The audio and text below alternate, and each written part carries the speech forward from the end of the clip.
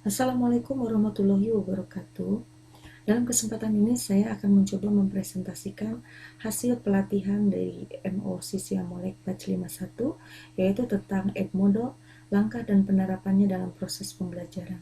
Oleh saya sendiri, Lisrina SPD, saya mengajar di SMA Negeri 15 Bandung.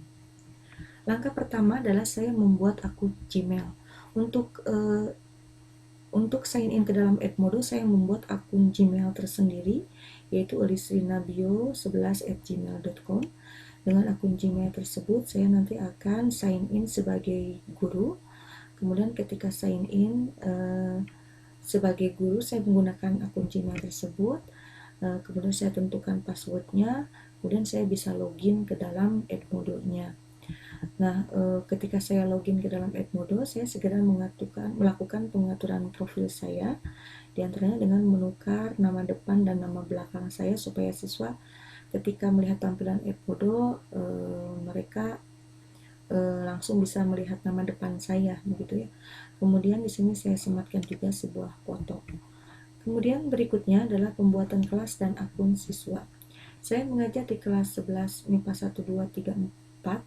Kemudian saya juga mengajar di kelas 10 juga. Kelas 11 MIPA 1, 2, dan 3. Lalu yang kelas yang tersebut saya createkan grupnya atau saya buatkan kelasnya di dalam Edmodo ini. Untuk setiap kelas yang saya buat grupnya, nanti akan memunculkan kode seperti ini. MIPA 3, MIPA 2 dengan kodenya tersendiri, begitupun dengan MIPA 1. Kode ini kemudian saya share ke anak-anak supaya bisa mereka join ke dalam grupnya masing-masing. Selain grup yang tadi, saya juga membuat grup percobaan. Grup percobaan ini saya peruntukkan untuk nanti saya bisa masuk atau sign in ke dalam Edmodo sebagai siswa, sehingga saya bisa melihat tampilan Edmodo dari sisi siswanya. Tentu saja dengan menggunakan kode grup yang ini. Berikutnya ini adalah tampilan ketika saya sudah meng-create grup atau kelas-kelas anak-anak yang sudah saya buat ini, yaitu grup percobaan MIPA 1, MIPA 2, dan MIPA 3. Kemudian saya mencoba membuat akun siswanya, saya sign up ke Edmodo lagi sebagai student atau siswa dengan menggunakan kode grup yang tadi, yaitu grup percobaan. Ini salah satu contoh siswa-siswa hayalan saya gitu ya, yang saya masukkan ke dalam kelas Edmodo, yaitu kelas percobaan tadi. Nah, siswa-siswa yang tadi sudah di-sharekan kode grup, kemudian mereka join ke dalam kelasnya masing-masing sesuai dengan kode grupnya masing-masing. Di sini terlihat anak-anak sudah mulai memberikan note ya, semacam note, atau sudah menuliskan bermacam pesan meskipun tidak berhubungan dengan konten pembelajaran.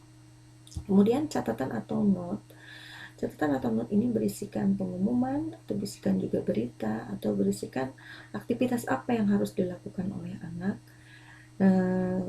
Note ini saya send hanya ke 11 MIPA 3 saja, karena konten note-nya itu adalah tentang polling yang akan mereka lakukan berkaitan dengan materi yang dikuiskan pagi harinya. Kebetulan 11 MIPA 3 inilah yang sudah mengikuti kuis, sehingga note ini saya peruntukkan untuk mereka saja. Saya klik di 11 MIPA 3, saya tulis note-nya sehingga saya send hanya ke 11 MIPA 3 saja.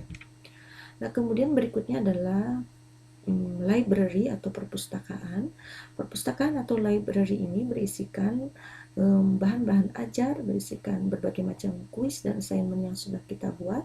Dan kalau misalkan saya ingin menambahkan ke sana perpustakaan saya tinggal klik add, kemudian saya choose file. Ini saya diantaranya choose filenya dari komputer saya sendiri.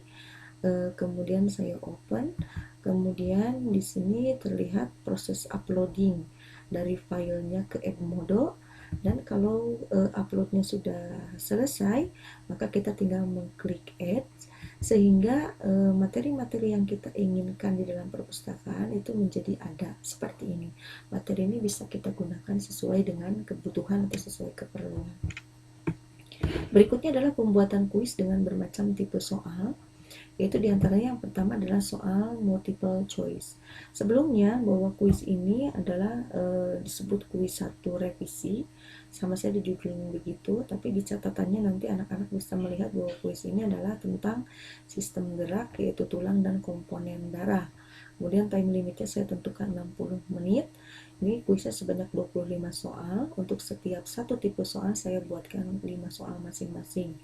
Yang pertama adalah bentuk multiple choice, saya tuliskan question prompt-nya, kemudian saya tuliskan juga jawaban-jawabannya A, B, C, D, dan E. Kemudian saya tentukan correct answer-nya, saya set correct answer-nya sehingga correct answer-nya menjadi berwarna hijau seperti ini. Ini agar sistem nanti bisa menilai pekerjaan anak secara otomatis kalau kita sudah menentukan kunci jawabannya. Berikutnya adalah soal kuis tipe benar dan salah. Kita hanya tinggal menuliskan question prompt-nya, lalu kita tentukan correct answer-nya itu apakah true or false. Kebetulan di sini adalah untuk pernyataan ini saya isikan kuncinya adalah false. Berikutnya adalah soal isian pendek atau short answer. Kita mengisikan question prompt-nya, lalu tidak mengisikan kunci jawaban apapun karena ini dikoreksi secara manual nantinya. Berikutnya adalah kuis tipe menjodohkan. Di sini ketika menuliskan kuis ini instruksinya harus jelas. Pasangkan misalkan di sini adalah nama tulang dan bagian yang disuksunnya, misalkan ya ini tulang-tulangnya pilihannya ke bawah ada seperti ini. Nanti anak tinggal menggeser-geser saja, menggeser-geser jawabannya seperti itu. Berikutnya adalah kuis fill the blank. Kuis fill the blank ini kita menyuruh anak untuk mengisi ruangan yang kosong ini dengan frasa atau kata yang tepat. Dalam hal ini saya sudah tuliskan kunci jawabannya seperti itu. Untuk setiap soal yang saya buat, saya berikan total poinnya itu adalah 4.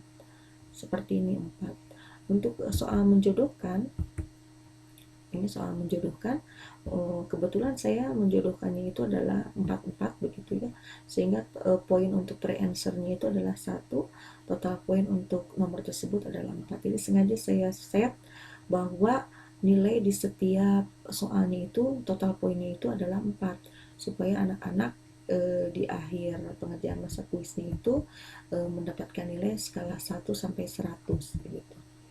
Kemudian kuis tersebut yang sudah dibuat akan kita assign, akan kita kirim ke kelas mana gitu. Nah, kebetulan saya akan assign kuis tersebut ke kelas yang belum ulangan, yaitu ke kelas 11 MIPA 1.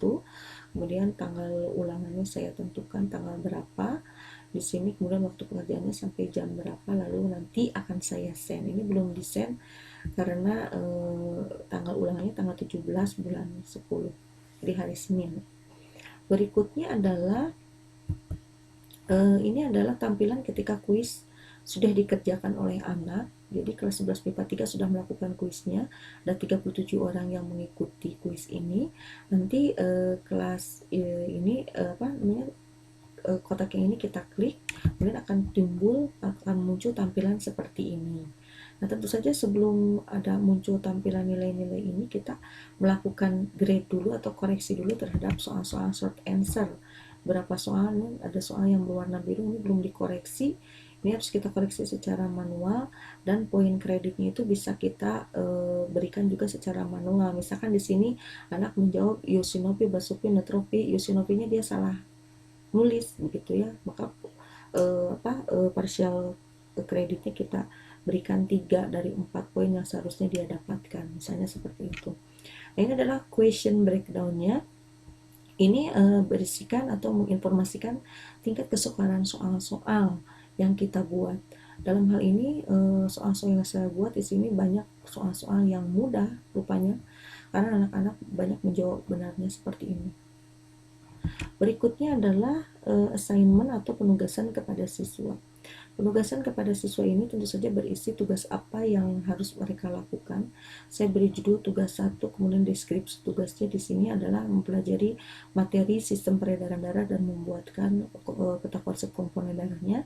Saya send hanya ke 11 MIPA 2 saja karena di sini ada penentuan tanggal dan tenggat waktunya pengumpulan tugas tersebut. Setiap kelas memiliki kemajuan materi yang berbeda-beda sehingga tenggat waktu pengumpulannya pun berbeda-beda. Dalam hal ini untuk tanggal bersangkutan untuk 11 MIPA 2 nanti di-send untuk 11 MIPA 2 gitu ya. Berikutnya adalah ini adalah tampilan ketika anak-anak belum mengerjakan sama sekali kuisnya. Sementara di kelas 11 IPA 3 ini anak-anak bukan kuis, maaf, anak-anak sudah mengumpulkan tugasnya, sudah mulai mengumpulkan tugasnya sebanyak 26 siswa sudah mulai mengumpulkan tugasnya. Tentu saja ini tugas ini harus kita grade juga, nanti harus diberikan nilai. Berikutnya adalah penggunaan latex memakai tools yang molek.org. Sebenarnya penggunaan latex di dalam biologi itu tidak terlalu banyak. Salah satunya penggunaannya adalah untuk menuliskan rumus kimia yang kita inginkan.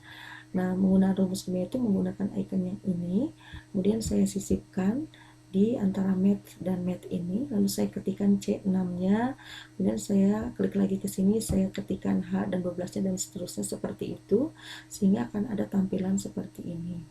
Lalu formula ini saya kopikan, lalu setelah dikopikan di paste di tempat dimana saya ingin icon tersebut muncul, saya ingin formula tersebut muncul, yaitu di soal ini misalkan.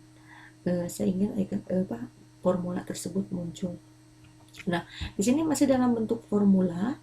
Oleh sebab itu saya lakukan preview. Setelah dilakukan preview ternyata anak bisa melihat langsung dalam bentuk rumus kimianya, tidak lagi dalam bentuk formulanya. Itu pemanfaatan latex dalam biologi diantaranya. Berikutnya adalah polling. Polling ini sesuai dengan konten pollingnya, saya peruntukkan kembali untuk 11 MIPA 3 karena berkaitan dengan kuis yang sudah mereka lakukan di pagi harinya. Polling ini adalah tentang materi mana yang dianggap lebih mudah dipahami dari materi kuis yang tadi diberikan, apakah komponen darah atau sistem gerak pada tulang. Lalu anak-anak nanti menjawab pollingnya itu, melakukan pollingnya itu, meskipun di sini baru 5 orang, ini sudah kelihatan ada progres pollingnya. Berikutnya adalah progres siswa. Progres siswa ini tentu saja kita ingin melihat kemajuan siswa dalam hal nilai-nilai yang mereka dapatkan, baik dari nilai kuis maupun dari nilai-nilai tugas. Kalau tentang video ini saya tidak memberikan graded nilai, saya hanya memberikan graded nilai untuk tugas atau assignment yang peta konsep ini. Nah, kemudian nilai-nilai ini tentu saja bisa kita ekspor dalam bentuk Excel, kemudian dilakukan pengeditan sedikit, hasilnya menjadi seperti ini. Tentu saja nilai-nilai ini nanti bisa kita manfaatkan untuk pelaporan nilai siswa kepada mereka sendiri atau kepada orang tuanya, gitu ya. Berikutnya adalah foto-foto implementasi Edmodo di dalam kelas. Ini meskipun sedikit, tapi ada beberapa fotonya, diantaranya adalah kegiatan di mana mereka ketika mereka join ke dalam grupnya masing-masing. Ini kebetulan 11 MIPA 3 yang saya abadikan. Kemudian ketika mereka mengikuti kuis juga saya foto. Seperti itu kurang lebih ya. Sekian presentasi dari saya, kurang lebihnya saya mohon maaf. Terima kasih. Wassalamualaikum warahmatullahi wabarakatuh.